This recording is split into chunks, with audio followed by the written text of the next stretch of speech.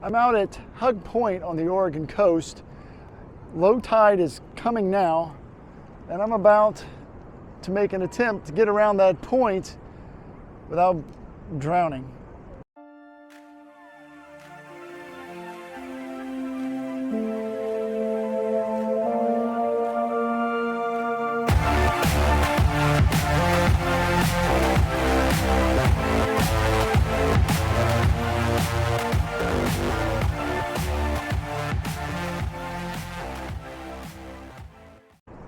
So I'm out here with my friend Darren, so at least I have a buddy getting around this point.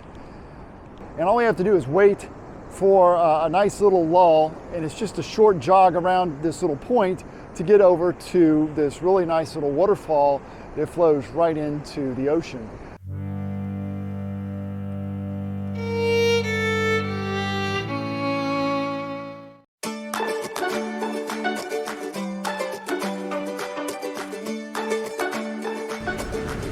All right, made it. And didn't drown or anything, so that's good. But it's gonna be really pretty. Let me share it with you.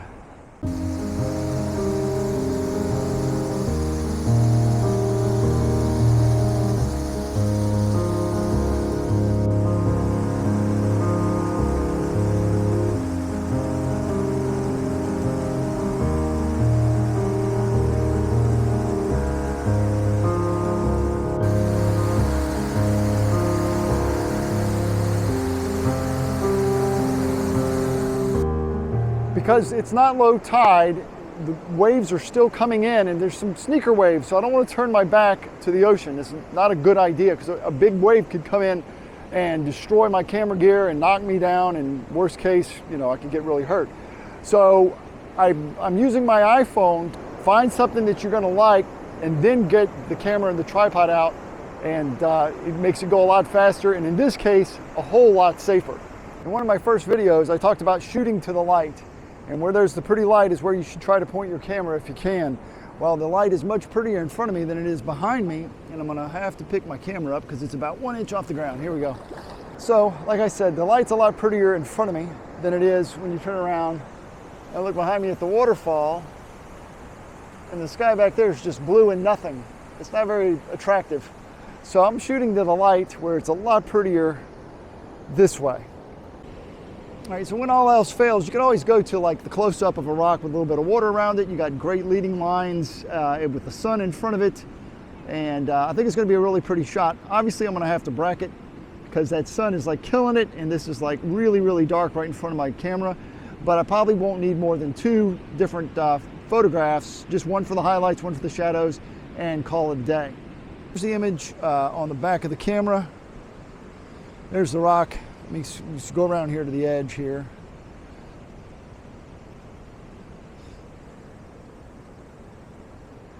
And I'm probably 18 inches, maybe 20 or so. I'm just a few inches off the ground. And so I had to yank my camera up because a wave came in and absolutely just would have buried it. So the sun is set. Still some pretty color in the sky, maybe grab 1 or 2 more. But it's a lot of people have showed up because now the tide's far enough out, nobody's having to get wet or anything. So let me just give you a quick tripod tip. When you're shooting at the coast in salt water, what you want to do is you always want to extend this bottom leg, whatever your bottom leg is, you want to extend that, all right? And you want to leave it extended. You don't want to be putting it in and out because the salt and the sand, every time you put it in and out, if you put it in, it's going to just drive sand up into everything else.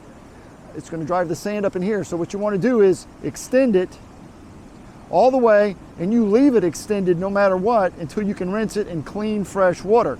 Once you get the foot rinsed and this all rinsed, and any of your buckles or your twist locks that might have gotten contact with the sand, get all of that clean, then you can go ahead and let it dry and then collapse it all back down. All right, so that wraps it up from Hug Point and the waterfall and the sunset out on the Oregon coast. I'll show you the photos I got and like I say, I came out, Darren and I came out for the, kind of for the waterfall, but there was no clouds behind the falls, nothing to catch any color whatsoever, but out to the west, the sky just lit up. So the waterfall became secondary because it just wasn't where the light was.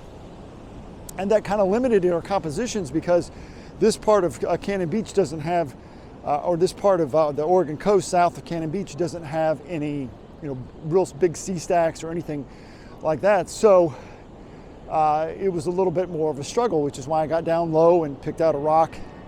And I think it'll come out nice.